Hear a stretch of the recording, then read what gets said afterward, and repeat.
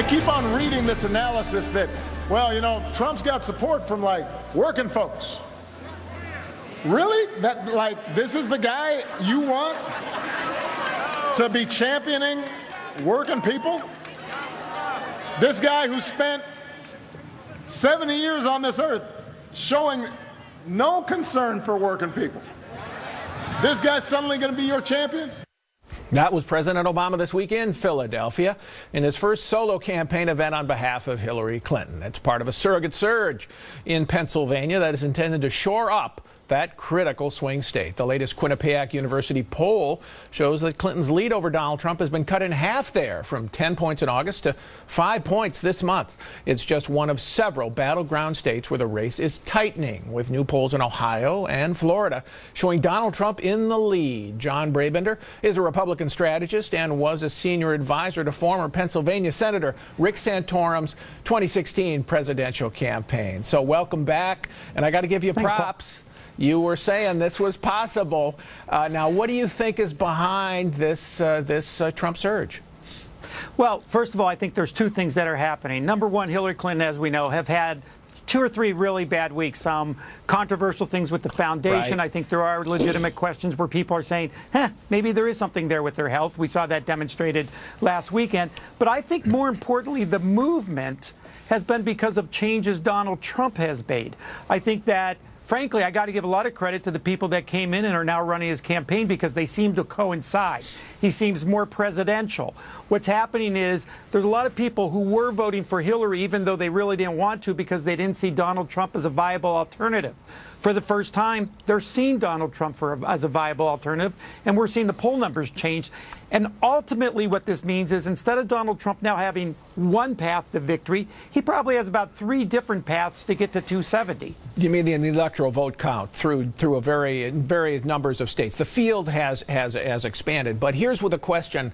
I talked to Republicans who said that when Trump was having his bad patch, the polls the bottom fell out of his support in the collar counties that you know so well, for example, in Philadelphia, around Philadelphia, that a Republican has to do pretty well in to be able to win the state. Now that has come back. Is it because he's looking more presidential? And how important are those collar counties if he's going to win the state? Well, Pennsylvania as a state is a very, parochial state, but not a very homogeneous state. You have sort of very conservative Democrats in the West, but relatively moderate Republicans in the East. And that's where his Achilles heel has been so far.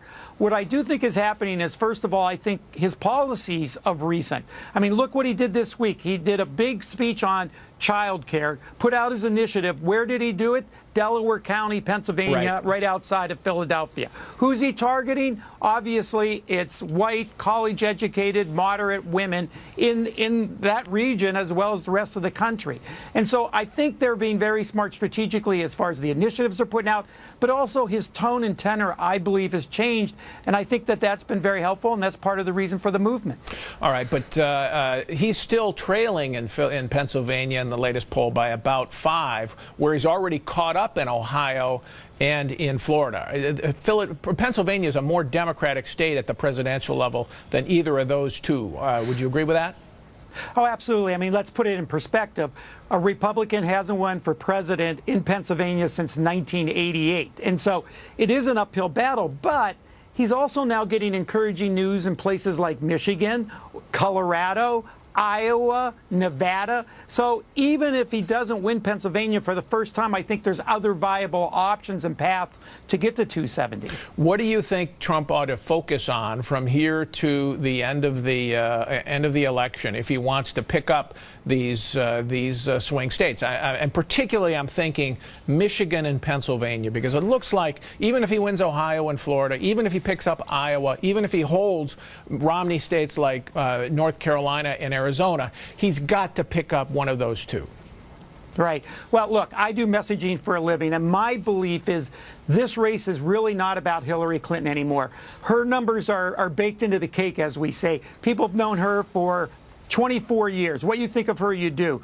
What he has to do to close the sale is have people have some confidence in him on a personal level. For example, I think he should be featured in all his ads instead of them being either critical of Hillary Clinton or just a voiceover. I think people want to get to know and trust him because there's a lot of people who already have an unfavorable opinion of Hillary Clinton who are yet to be voting for Trump.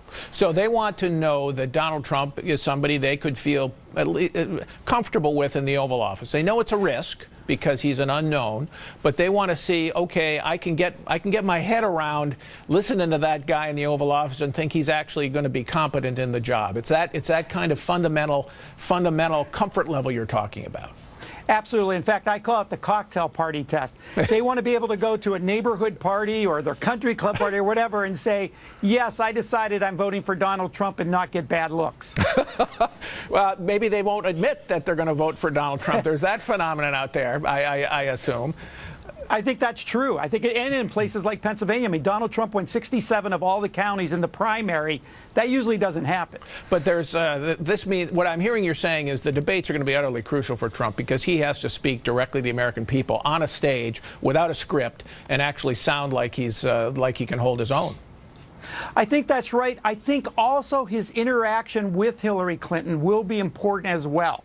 I think if he walks in there and acts like a prosecutor who is there just to skewer her, he is not doing himself any favors. I think if he can be critical of her, but in a way that people don't find offensive, I think that's beneficial to him. All right. Thank you, John Brabender. I appreciate your coming in. When we come back, the battle for the Senate heating up. After a rough summer, Republicans are growing more confident that they can keep control. We'll tell you why next.